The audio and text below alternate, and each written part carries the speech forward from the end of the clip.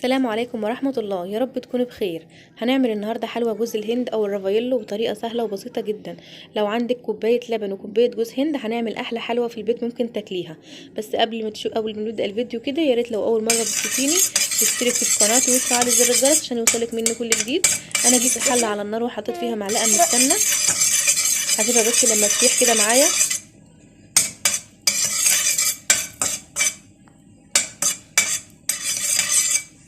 وبعدين هنكون محضرين كوبايه من جوز الهند، هقلبه كده تقلبتين في السمنه بحيث ان هو يشرب من الماده الدهنيه معانا كله، على نار متوسطه بقى عشان ما يتحرقش مننا.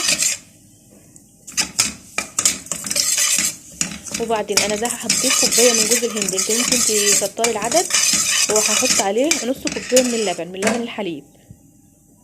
نص كوبايه واحده، لو هتعملي كوبايتين من جوز الهند هتحط عليها كوبايه من اللبن الحليب، وهسيبه بقى لحد ما يشرب مع بعضه كده على نار متوسطه، لحد كده ما جوز الهند يشرب الحليب كله.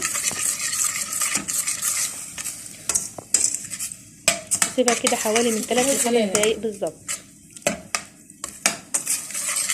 وبكون محضره بقى جنبي كوبايه سكر، تلتين كوبايه من السكر. انا حطيت سكر بودر عشان يدوب معايا بسرعه، عايزه تحطي سكر حبيبات مفيش مشاكل.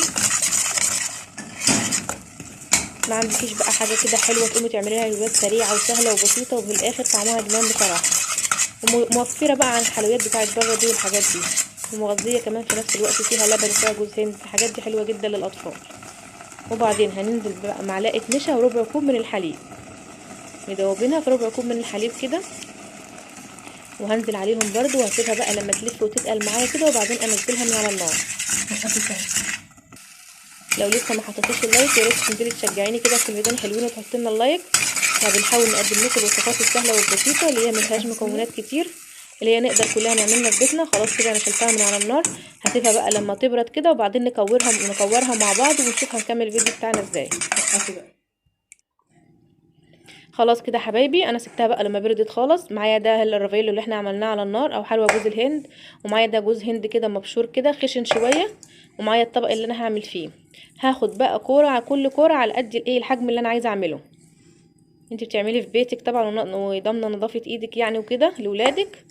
وبعدين هحط عليها بقى كده جوز هند كده، وارص في الطبق بتاعي. بعمل كده على شكل كور زي ما انا عايزه بالظبط. والله يا جماعه مش عايزه احكي لكم على جمالها وعلى طعمتها في الاخر. طبعا بتدخل التلاجة لانها بتبقى سخنه جدا، فاحنا بنسيبها تبرد شويه وبعدين بنكورها، وبعدين بندخلها التلاجة لمده لا تقل عن ساعتين. بتطلع لك احلى جوز هند ممكن تاكليها. بكورها بالطريقه اللي انتوا شايفينها دي.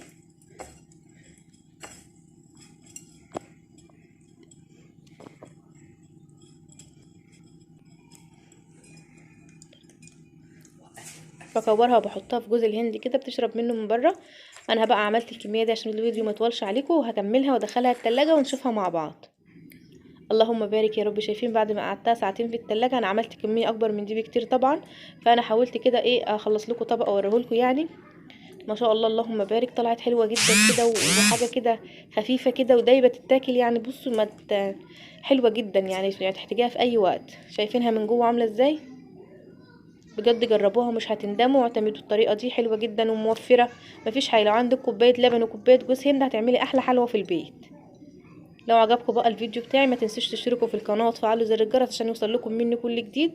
احنا قناتنا كلها خفيفه ووصفاتنا سهله. يا رب اشوفكم على خير مع وصفه واكله جديده، والسلام عليكم.